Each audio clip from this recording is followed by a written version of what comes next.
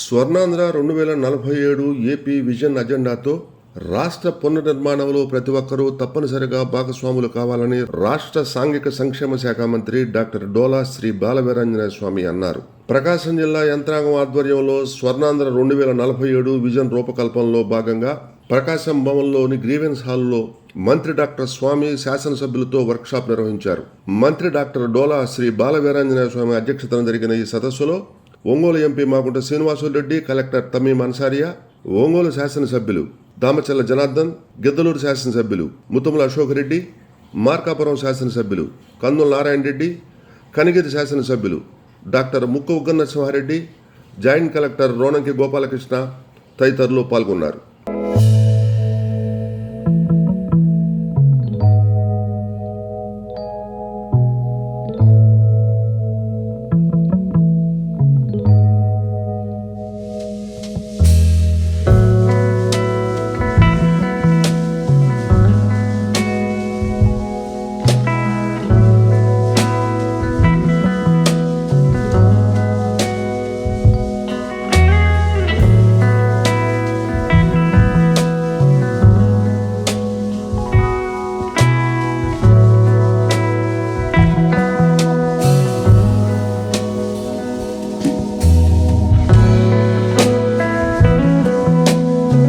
మీ అందరికీ కూడా తెలుసు, మన గౌరవ ముఖ్యమంత్రి గారు స్వర్ణ ఆంధ్ర 2047 విజన్ డాక్యుమెంట్ మన రాష్ట్రంలో తయారు చేయడం జరుగుతున్నది.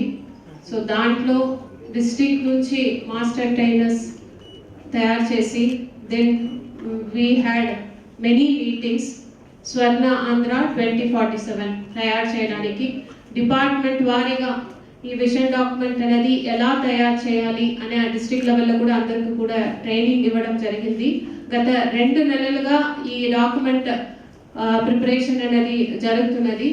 దాంట్లో భాగంగా ఇప్పుడు మనము డిఫరెంట్ స్టేక్ హోల్డర్స్ నుంచి వారి యొక్క సలహాలు, సూచనలు ఈ విజన్ డాక్యుమెంట్ పైన తీసుకోవాలనే ఉద్దేశంతో ఆల్రెడీ మన డిస్ట్రిక్ట్లో పోయిన వారం డిఫరెంట్ సివిల్ సొసైటీ ఆర్గనైజేషన్స్తో ఒక మీటింగ్ పెట్టడం జరిగింది. వారు కూడా డిఫరెంట్ డిపార్ట్మెంట్స్ వారీగా మన డిస్ట్రిక్ట్ అభివృద్ధికి వారు సజెషన్స్ ఇవ్వడం జరిగింది. ఆ క్రమంలో ఈరోజు అందరు గౌరవ public representatives, ministers, MLAs, MP అందరి నుంచి కూడా మనము వారు సజెషన్స్ అనేది తీసుకోవాలి. వారి అన్నింటినీ కూడా ఈ మన డిస్ట్రిక్ట్ యాక్షన్ ప్లాన్ ఈ విజన్ డాక్యుమెంట్ లో ఇన్కార్పొరేట్ చేస్తేనే ఇది ఒక పూర్తి సక్సెస్ఫుల్ డాక్యుమెంట్ గా ఉంటుంది. ఇట్ వుడ్ బి అంటే ఒక ఇంప్లిమెంటబుల్ విజన్ డాక్యుమెంట్ గా ఉండాలి. దానికి ఎంత బాగా డిపార్ట్మెంట్ వైజ్ మనము సజెషన్స్ అండ్ ఇన్పుట్ తీసుకుంటామో అంత బాగా ఉంటున్నది అనే ఉద్దేశంతో ఈ రోజు ఈ మీటింగ్ అనేది ఏర్పాటు చేయడం జరిగింది. దీంట్లో ముఖ్యంగా మనం 4 ఛాలెంజెస్, కీ ఛాలెంజెస్ ఉన్నాయి. అంటే economic diversification, employment opportunities, global connectivity, risk to climate change. ఈ 4 ఛాలెంజెస్ ని కూడా మనము మన డిస్కషన్ లో పరిగణలోకి తీసుకోవాలి. అదే విధంగా మనకి ఇప్పుడు స్టేట్ నుంచి కూడా ఈ విజన్ డాక్యుమెంట్ ప్రిపరేషన్ లో కొన్ని ఇండికేటర్స్ ఇచ్చారు. అంటే fit and globally employable citizens, progressive community, innovation and economic growth, sustainability and climate resilience అని 4 ఇండికేటర్స్ ఇచ్చారు. అదే విధంగా స్ట్రాటజిక్ ఫోకస్ ఏరియాస్ అనేది కూడా మనకి ఇవ్వడం జరిగింది. దాంట్లో education and skilling, health care and social welfare, infrastructure and connectivity, advanced manufacturing and logistics, knowledge economy, sustainability and climate resilience, renewable energy and innovation, agri-processing and natural farming, tourism and traditional medicine. So ఇవి అన్ని కూడా మనకు state నుంచి ఇచ్చిన strategic focus areas. మనం ఒక్కొక్క ఏరియాగా తీసుకుని దాంట్లో మన విత్ రెస్పెక్ట్ టు ఆ డిస్ట్రిక్ట్ మనం ఎలా ఇంప్రూవ్ చేయాలి దానికి సజెషన్స్ ని కూడా అందరు గౌరవ మినిస్టర్ గారు, గౌరవ ఎంపీ గారు, అందరు ఎమ్మెల్యేస్ నుంచి కూడా మన డిస్ట్రిక్ట్ స్పెసిఫిక్ సజెషన్స్ ఇవ్వాలని కోరుతూ సెలవు తీసుకుంటున్నాను. ధన్యవాదాలు. పార్కులు, ఇండస్ట్రీ క్లస్టర్స్ ఏర్పాటు ద్వారా రాష్ట్రాన్ని టూరిజం హబ్ గా సలహాలు సూచనలు thank you so much. Strategies short term strategies ఏం తీసుకోవాలా, లాంగ్ టర్మ్ ఏం తీసుకోవాలా అనేది కూడా చెప్పడం జరిగింది. ఇండియాలో ఉన్న రైతులే ఆదాయం పొందుతుంటారు, దాన్ని ఖర్చు పెడుతూ వస్తుంటారు. అవును టొబాకో కూడా ఇంక్లూడ్ చేసుకోవాలి అలాగే. మీరు. TDP growth. Yes sir. You are not getting any help from the state government for tobacco. అవును sir. That's only in the central government అని చెప్పి టొబాకో బోర్డు ఉంది కదా. Yes sir. బట్ మీకు ఆ డబ్బు ఇక్కడే తిరుగుతుంటుంది కదా. అలాగే సార్. అందువల్ల అంటే దాని యాక్చువల్గా ఆదాయం అనేది కూడా మీకు 28, 29 నాటికి మీరు పెంచే చూపించారు. అంటే మా బతుకులు మీ రకాలం మా రైతుల బతుకులు ఇంకా అట్నే ఉండాల. అంటే ఎప్పుడు ఆ రెడ్ గ్రామ ఏది ఆ బేసు పోతే ఆ ఏదో ఆ ఉన్నాయి వేసుకొని బతకాలంగా కొత్త ఏం అవకాశాలు లేవా, అవకాశాలు కనిపించరా? ఎప్పుడు పట్టిన ఎకరాకు ఆ బేజులు ఆ 2 గ్రాములు ఆ సీడ్లు వీటి వేసుకుంటే ఏమొస్తుంది? ఎకరాకు వస్తే 10,000, 12,000, 13,000 వస్తుంది. వాళ్ళకి ఒక ఎకరాకు ₹1,00,000 వచ్చే మార్గాలు చెప్పండి. అప్పుడే వికసిత్ భారత్ అవుతుంది కానీ ఇటు పెట్టుకొని వేసుకుంటే వికసిత్ భారత్ అవుతుందా? మేము ఎప్పుడు బాగుపడాలా? మేము మా వాళ్ళు బాగుపడాలా, వికసిత్ భారత్ కావాలా, అందరూ సంతోషంగా ఉండాలా, అన్ని రకాలుగా అందరూ హ్యాపీగా ఉండాలంటే ఫైనాన్షియల్ గా స్ట్రెంగ్త్. వాటర్ లైన్ సోర్స్ లేని కాడ బోర్లు వేయించండి. బోర్లు సోర్స్ చూపించిన తర్వాత వాళ్ళు ఫలానా పంటలు పండించుకుంటే మీకు ఈ ఏరియాలో పండుతాయి, ఫలానా పంటల వల్ల లాభాలు వస్తాయని చెప్పి చెప్పండి. అట్లా ఏదైనా మీరు డెవలప్మెంట్ చేస్తే బాగుంటది. కానీ ఎల్లకాలం ఈ బేజులు పోతే ఏంటంటే మీరు ఏదో పెట్టారు మనకి దూరం కనబడ్డారుగా వాడి వల్ల ఉపయోగం ఏంటి? వేసుకోండి, వేసుకుంటే డెవలప్ అవుతారు. దానికి ప్రభుత్వం తరఫున మేము సహాయ సహకారాలు అందిస్తాం. ₹4,000 12,000 ఖర్చు పోతుంది, 12,000 మిగిలేదు. ఈ 12,000తో జీవితం ఆ సమస్య బతుకుతాడా? వాడికి ఏం దిక్కు లేక చేసుకుంటున్నాడు, చూడలేక. ఆ దిక్కు అనేది మనం కల్పించడం, మనకు మంచి రూట్ అనేది మనం చూపించడం అనుకో, దాని బదులు ఏం వేసుకుంటాడు? ఒక బొప్పాయి వేసుకుంటాడు, లేకుంటే ఒక ఇంకోటి దానిమ్మని వేసుకుంటాడు, ఇంకోటి చాదనేది పంట ఏదైనా చేసుకోగలుగుతాడు జామ్ అయిపోయింది. అటువంటి వేసుకుంటే అతను ఏదో ₹1,00,000, ₹2,00,000 సంపాదించుకోవడానికి అవకాశం ఉంటుంది. అట్లా చేసుకుంటే ఉపయోగం. కానీ ఎలకాలం 2 గ్రాములు బేదలు అదేది ఇంకోటి బెంగాల్ గ్రామం ఏ వేసుకుంటే వాళ్ళ బతుకులు బాగుపడవండి. మనం కూడా అది ఆలోచన చేయాలి. పెట్టుకోవడానికి ఆస్కారం ఉంటుంది. At the same time tobacco colour బాగోకపోతే రేట్ మంచిగా ఉంటుంది సార్ కొంతమందికి. ఎంటర్ప్రెన్యూర్స్ ఇప్పుడు కోల్డ్ స్టోరేజ్ కట్టాలి. డిఫరెన్సెస్ ఉన్నాయి. దీని మీద రాష్ట్ర ప్రభుత్వం ఒక క్యాబినెట్ సబ్ కమిటీ కూడా ఇవ్వబోతా ఉంది. అది ఏమేమి ఎవరైనా డిపార్ట్మెంట్స్ తీసుకోవాలి ఏంటి కూడా డిస్కషన్లో ఉంది. ఇది ఫ్యూచర్లో క్లారిటీ వస్తుంది. ఈ లోపు వాళ్ళు లైన్ డిపార్ట్మెంట్ కంట్రోల్లో వాళ్ళ ద్వారా డ్యూటీస్ డిశ్చార్జ్ చేస్తున్నారు. ఇప్పుడు అగ్రికల్చర్ అసిస్టెంట్స్ ఏం డ్యూటీస్ చేయాలి? సేమ్ మీరు చేసేటువంటి డ్యూటీస్ ఆ విలేజ్లో వాళ్ళు చేయాలి. వాళ్ళు సాయిల్ టెస్టింగ్ చేయాలి, తర్వాత చేయాలి, తర్వాత agriculture programmes, education, awareness and pest కంట్రోల్తో సహా A to Z ఈ డిపార్ట్మెంట్ వర్క్ మొత్తం అందరూ ఏవో కంట్రోల్ చేస్తున్నారు. It is clear. ఎక్కడంటే ఏంటంటే పెన్షన్ డిస్ట్రిబ్యూషన్ ఏదో 1 డే ప్రోగ్రామ్ వచ్చేసరికి వెళ్తున్నారు. ఇంకెక్కడన్నా ఎన్యూమరేషన్ ప్రోగ్రామ్ ఎక్కడ ఉన్నట్టు వస్తారు 1 or 2 days తప్పితే రిమైనింగ్ మొత్తం కూడా వాళ్ళ లైన్ డిపార్ట్మెంట్ కంట్రోల్ పనిచేస్తారు. అది పనిచేయాల్సిన బాధ్యత మీది, మీ ఏవో. దానికి వేరే పంచాయత్ సెక్రటరీ మనం బ్లేమ్ చేసిన అవసరం లేదు. ఇక్కడ ఫస్ట్ ప్రైమరీ సెక్టర్ చాలా మోస్ట్ ఇంపార్టెంట్. వీళ్ళ డ్యూటీస్లో మేజర్ అయ్యింది. సీఎం గారు కూడా అగ్రికల్చర్ డిపార్ట్మెంట్లో పూర్తి స్థాయిలో మనకి దిగుబడి రావాలి, రైతులకు న్యాయం జరగాలి, మనకి జీవీఓ కూడా పెరగాలని లక్ష్యంగా పెట్టుకున్నారు. మీకు ఎవరైనా ఇటువంటి ఉన్నట్టు ఏకోకల్చర్ సెక్టార్లో ఎక్కువ కొత్తపట్నం SC ST ఫిషర్మెన్ కి సొసైటీస్ ఏర్పాటు చేసి దాని ద్వారా వాళ్ళకి గవర్నమెంట్ సెక్టర్ పైన మనం ఇప్పుడు డిస్కస్ చేసినామని చెప్పడానికి. సో దాంట్లో key focus areas for economic growth 90% exporting aspect లో చేస్తే ఎక్స్పోర్ట్ మీద డిపెండ్ అయింది కాబట్టి ఆ supporting industrial development policy for 23 like even JCBs, taxi vehicles. ముఖ్యమంత్రి గారు అక్కడికి వచ్చినారు. ఇది సెంట్రల్ గవర్నమెంట్ స్కీమ్ లో ఆల్రెడీ ఓరవకల్లు అండ్ అనంతరం మన నిమ్స్ కనిగిరి అనేది డౌట్ఫుల్ గా పెట్టారు. అంటే సెంట్రల్ గవర్నమెంట్ స్కీమే కాబట్టి వాళ్ళు అనౌన్స్ చేసిన రీసెంట్ గా కూడా బడ్జెట్ లో ఉన్నారు. ఇప్పుడు సీఎం గారి ఐడియా ఏమిటంటే MSME పార్క్స్ ఎవరిగారు ఒక కాన్స్టిట్యుయెన్సీకి 100 acres జనరల్ గా కూడా MSME పార్క్స్ అనేది డెవలప్ చేసి ఫస్ట్ ఫేజ్. సెకండ్ ఏంటంటే మండల్ హెడ్ క్వార్టర్స్ లో మినిమం చేసి అక్కడ లోకల్ ఏ రా మెటీరియల్ ఉన్నాయి దానికి సంబంధించింది అనేది కూడా ప్రమోట్ చేస్తూ యాక్చువల్గా ఆంధ్రాలో ఇన్వెస్ట్ చేయాలనే చాలా మంది ఇండస్ట్రియలిస్ట్ అవుట్ సైడ్ ఆంధ్ర అంటే భారతదేశంలో ఉండే వాళ్ళు రావాలని అంటున్న వాళ్ళందరినీ కూడా కొందరికి ఒక కాన్స్టిట్యున్సీ కూడా అటాచ్ చేసి వాళ్ళకి 20 crores వరకు ఒక సీడ్ క్యాపిటల్ అనేది పెట్టి మిగతా లోకల్ ఎంఎస్ఎంఈ అంటే అక్కడ ఉండే లోకల్ ఎమ్మెల్యే గారు అక్కడ ఐడెంటిఫై చేసుకొని ఈ 100 acres అనేది కూడా రైతులు ముందుకు వస్తే public private peoples participation P4 అనేది కూడా మన ముఖ్యమంత్రి గారు కొత్తగా కూడా కాన్సెప్ట్ పెట్టి ఇటువంటి ఎంఎస్ఎంఈ పార్క్స్ అనేది ఎక్కువగా కూడా ప్రతి ఏరియాలో పెట్టాలనేది వారు అంటే తర్వాత ఎన్ని కూడా చెప్తారు వాళ్ళు ఉన్నప్పుడు కూడా నిన్న చెప్పడం బట్టి ఈ నిమ్స్ అనే దాని బదులు ఆల్టర్నేటివ్గా ఇవన్నీ కూడా అక్కడ అంటే సెంట్రల్ గవర్నమెంట్లో they have identified only 2 places అండి. ఈ నిమ్స్ అనేది కొంచెం డౌట్ఫుల్ అవుతుంది బట్ దేవుడు వస్తుంది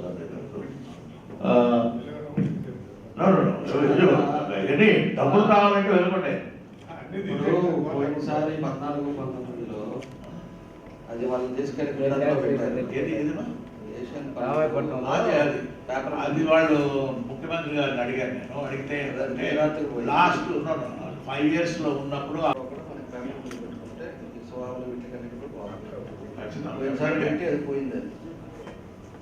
మార్కాపురంలో పెట్టాలి.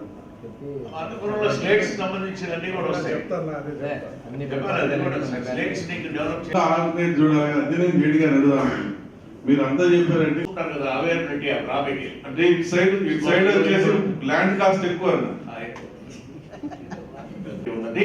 ఇన్ఫ్రాస్ట్రక్చర్ కూడా సీఎం గారు మొదటి నుంచి దాని మీదే చూస్తున్నారు కాబట్టి ఆ ఏరోడ్రమ్ అన్ని కూడా రిపేర్ చేయడం, దొరకొండ రైల్వే స్టేషన్ కూడా అభివృద్ధి చేయడం, ఇవన్నీ కూడా ఇన్ఫ్రాస్ట్రక్చర్ రోడ్స్ కూడా 4 lane నేషనల్ హైవే రోడ్ కూడా అక్కడ దొరకొండ కూడా పోతుంది వస్తుంది.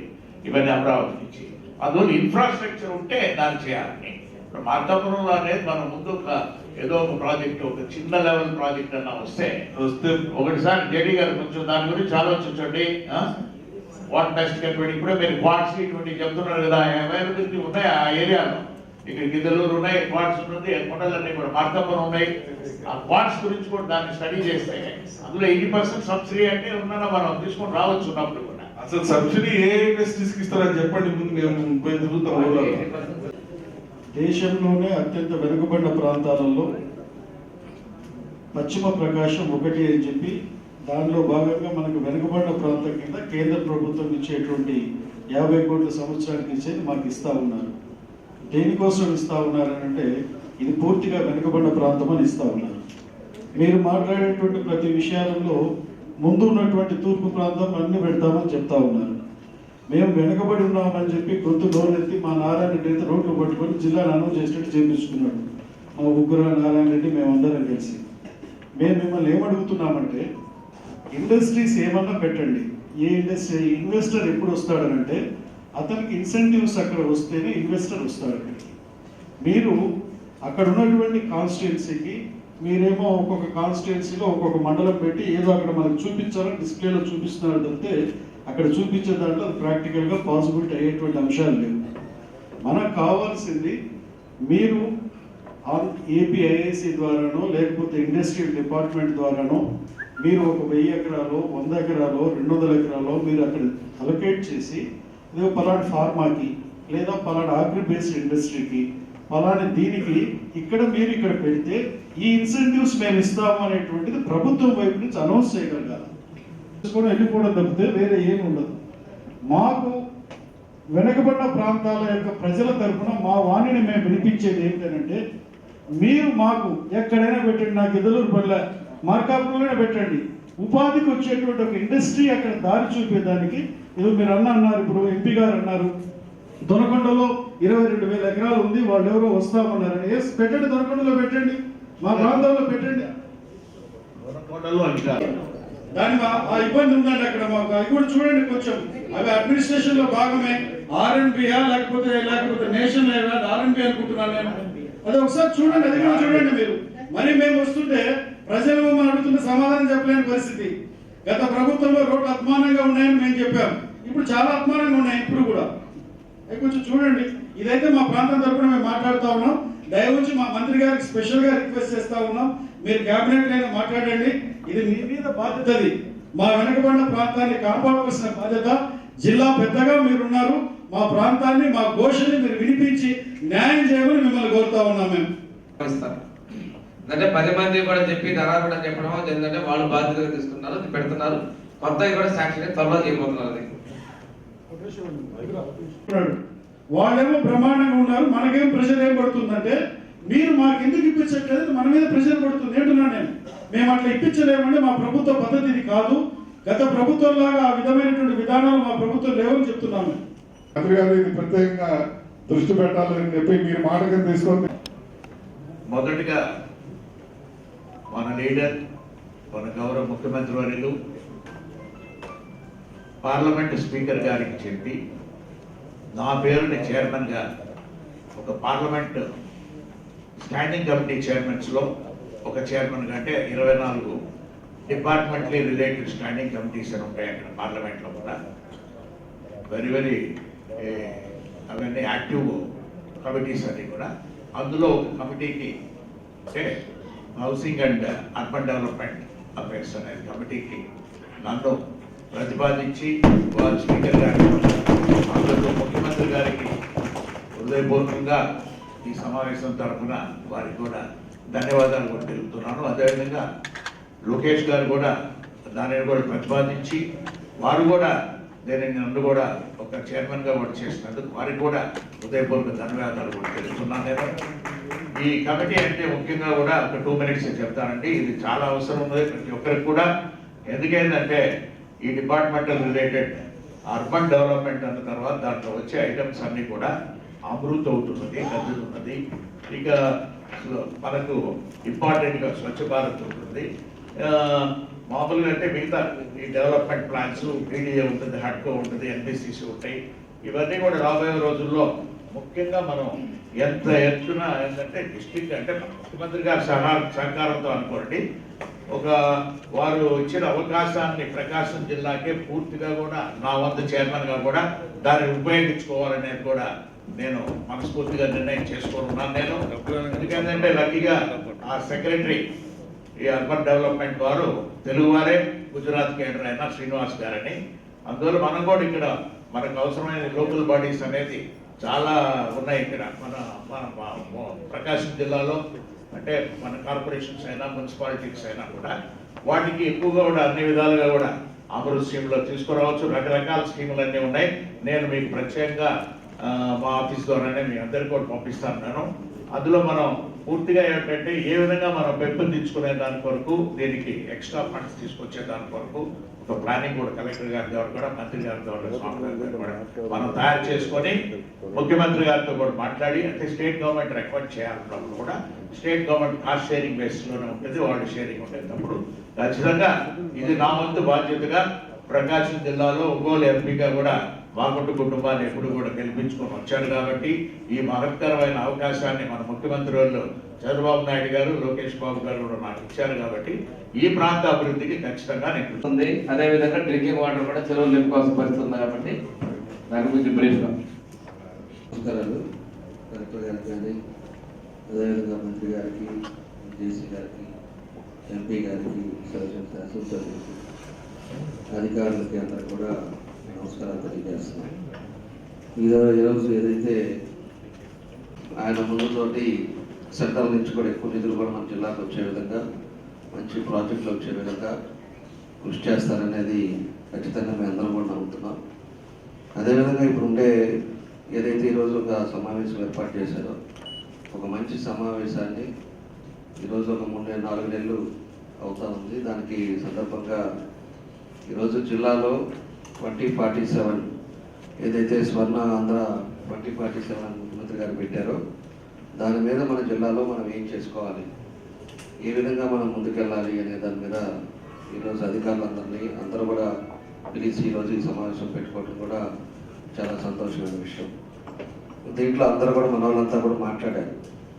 మేము ఒకటేనండి, మనకి మేజర్గా వచ్చేకి 14-19లో చాలా కూడా ఒంగోలులో మన ప్రకాశం జిల్లాకు వచ్చేకి ఆ రోజు ఉండే పరిస్థితుల్లో సెంట్రల్ గవర్నమెంట్ నుంచి కొన్ని శాంక్షన్ చేశారు.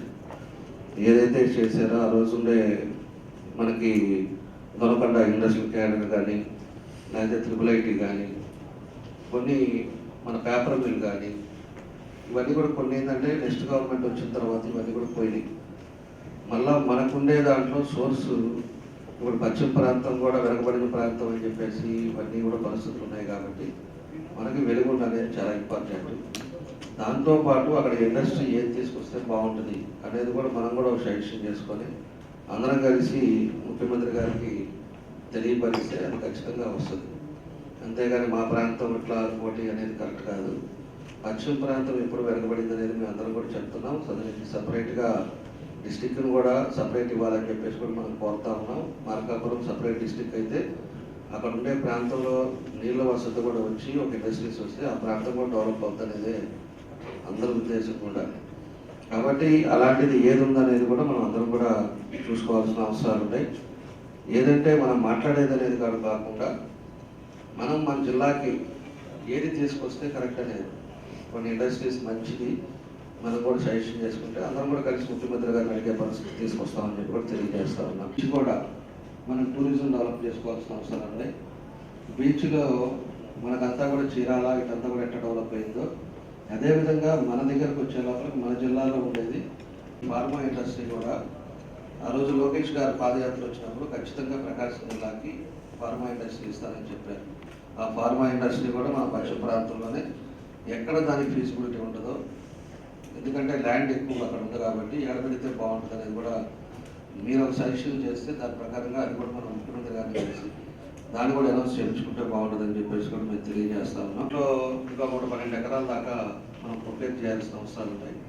ఎయిర్పోర్ట్ను కూడా మనకు ఒంగోలుకి తీసుకొస్తే ఈరోజు గ్రానైట్ కానీ ఆక్వాకల్చర్ కానీ ఇండస్ట్రీస్ కూడా డెవలప్ అవుతాయి. కొత్తవి కూడా రావడానికి కూడా పెద్ద కంపెనీలు రావడానికి కూడా అవకాశాలు ఉంటాయి.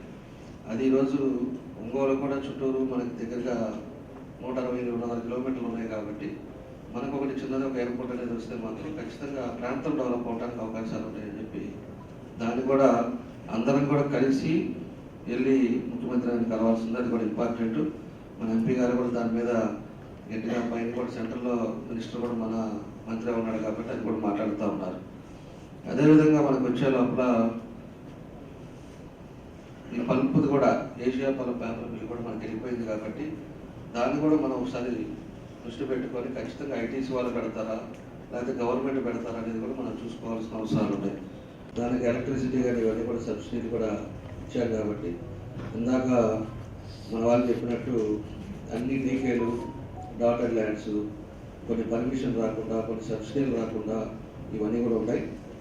దాన్ని మనం కరెక్ట్ చేసుకొని రెవెన్యూ ప్రాబ్లం లేకుండా చూసుకుంటే కొంత ఆక్వా రైతులు కూడా మనం డెవలప్ చేసిన వాళ్ళు అవుతామని చెప్పి కూడా మేము తెలియజేస్తా ఉన్నాం. అదేవిధంగా మనకి యూనివర్సిటీ కూడా ఒకటి మనకి వచ్చే లోపలికి మనకి ఆంధ్రకేసీ IIIT ఇవన్నీ కూడా సదుపాయాలు లేవు, వాళ్ళ కరెక్ట్ ఫెసిలిటీస్ లేవు. అక్కడ హాస్టల్లో ఇబ్బందులు పడుతున్నారు. దాన్ని కొన్ని ఇన్స్పెక్ట్ చేసి కొంచెం మినిమం దానికి మనం ఏం చేయాలనేది కూడా మనం చూసుకోవాలి. దాంతోపాటు IIIT కూడా మనకి ఓన్ బిల్డింగ్ లేకపోవటం ఇవన్నీ ఉన్నాయి, దాన్ని కూడా మనం చూసుకోవాలి. స్టేడియం లేదు, క్రికెట్ స్టేడియం లేదు, ఇండోర్ స్టేడియం లేదు, ఎక్కడో కళ్యాణ మండపాల్లో పెట్టేసి పిలవటం జరుగుతూ ఉంది. అన్ని జిల్లాల్లో స్టేడియంస్ ఉన్నాయి కానీ మన దగ్గర స్టేడియం లేకపోవటం మనం దురదృష్టకరం. దాని మీద ముందుండేది ఆ రోజు 14-19లో ట్రై చేసాం, దానికి దొరకలేదు పరిస్థితి ప్రకారం ల్యాండ్ కూడా. మనం స్టేడియం అనేది చాలా నీడ్ అని చెప్పేసి కూడా అది కూడా తెలియజేస్తూ ఉన్నాం. నెక్స్ట్ వచ్చేసి government music dance academy college కూడా మన దగ్గర లేదు. అటు గుంటూరులో ఉంది, నెల్లూరులో ఉంది. ఈరోజు మన దగ్గర హైయెస్ట్ స్టేట్లో కూచిపూడి ఇవన్నీ కూడా చేస్తున్న వాళ్ళు ఎక్కువ మంది మన దగ్గర ఉన్నారు. ఆల్మోస్ట్ కొత్తగా వచ్చిన పెన్షన్స్ కానీ పాత పెన్షన్స్ కానీ మొత్తం 4 లక్షల వరకు పెన్షన్స్ కొత్తగా ఇవ్వాల్సినవి ఉన్నాయి. అవి కూడా కొంచెం తొందరలోనే అవి కూడా ఇచ్చేవి ఉన్నాయి కాబట్టి మన వాళ్ళు సచివాలయం వాళ్ళు ఎవరున్నారో వాళ్ళు డోర్ టు డోర్ వెరిఫికేషన్లో పెన్షన్స్ అనేది కరెక్ట్గా ఇస్తున్నారా లేదా, కరెక్ట్గా పర్సన్కే అంటే ఎలిజిబిలిటీ ఉండే వాళ్ళకి ఇస్తున్నారా లేదా, కొత్త వాళ్ళకి ఎవరికి ఇవ్వాలి, పాత వాళ్ళకి ఎలిజిబిలిటీ లేకుండా తీసుకుంటున్న వాళ్ళు ఎవరు అనేది కొంచెం క్రాస్ చెక్ చేసుకోవటం, రేషన్ కార్డులు చెక్ చేసుకోవటం. తర్వాత మన ఒంగోలుకి వచ్చే లోపలికి హౌసింగ్ది ఈరోజు పట్టాలు హడావిడిగా ఆ రోజు మొన్న అంతా ఇచ్చారు. ఇప్పుడు ఇంత నేను మొన్నదాకా ఏంటంటే అధికారులు రాలేదు. అధికారులు వచ్చిన తర్వాత ఇప్పుడు ఆర్డీఓ గారు వచ్చారు. ఎంఆర్ఓ ఇంకా లేడు. పూర్వంలో ఒక ఎంఆర్ఓ ఉన్నాడు. ఇంకా రెవెన్యూ వాళ్ళు ఇప్పుడే విఆర్ఓలు ఇదంతా కూడా పడ్డారు కాబట్టి అవన్నీ కూడా క్రాస్ చెక్ చేయాల్సిన అవసరాలు ఉన్నాయి. ఆల్రెడీ రిప్రజెంటేషన్ ఇచ్చారు మేము. ఎవరికి ఇచ్చాము ఆ రోజు 18,000 మందికి పట్టాలు ఇచ్చారు. 18,000 మంది ఎవరు వీళ్ళు? వాళ్ళు దాంట్లో ఉద్యోగస్తులు కొంతమంది ఉన్నారు, ట్యాక్స్ పే కట్టే వాళ్ళు కొంతమంది ఉన్నారు, అదేవిధంగా ఆల్రెడీ హౌస్కి కరెంటు బిల్లు కట్టే వాళ్ళు ఉన్నారు. ఎవిడెన్స్ తోటి మేము ఆల్రెడీ ప్రొడ్యూస్ చేశాం. దాని ఆర్టీఓ గారు కూడా చెప్పాను. ఆమె కూడా కొత్తగా వచ్చింది కాబట్టి చూసుకొని వెరిఫై చేసి అన్నీ కూడా క్యాన్సిల్ చేస్తే ఏదైతే ప్రధానమంత్రి మోడీ గారు చెప్పినట్లు వికసిత్ భారత్ స్వాతంత్రం పూర్తి చేసుకొని 2047కి 100 సంవత్సరాలు పూర్తయినటువంటి పరిస్థితుల్లో అప్పటికి భారతదేశం అభివృద్ధి చెంది ఉండాలనేటువంటి లక్ష్యంతో వికసిత్ భారత్ తీసుకున్నారు. విజనన్న నాయకులు శ్రీ నారా చంద్రబాబు నాయుడు గారు విజన్ 2020 ముందు తీసుకున్నారు. ఇప్పుడు విజన్ 47 ద్వారా ఈ రాష్ట్రాన్ని ప్రగతి పథంలో నడిపించాలి. ఈ రాష్ట్రంలో నిరుద్యోగాన్ని పూర్తిగా రూపుమాపాలి. అదేవిధంగా జీవన ప్రమాణాలు మెరుగుపడాలి, తలసరి ఆదాయం పెరగాలి అనేటువంటి లక్ష్యంతో ముందుకు పోతా ఉన్నారు. అందులో భాగంగా ప్రైమరీ సెక్టర్ని మరింత బలోపేతం చేయాలనే లక్ష్యంతో వారు ఉన్నారు. వ్యవసాయంలో ముఖ్యంగా ఆక్వా సాగు విషయాన్ని కూడా మరిన్ని ప్రోత్సాహాలు ఇచ్చేదానికి ముందున్నారు.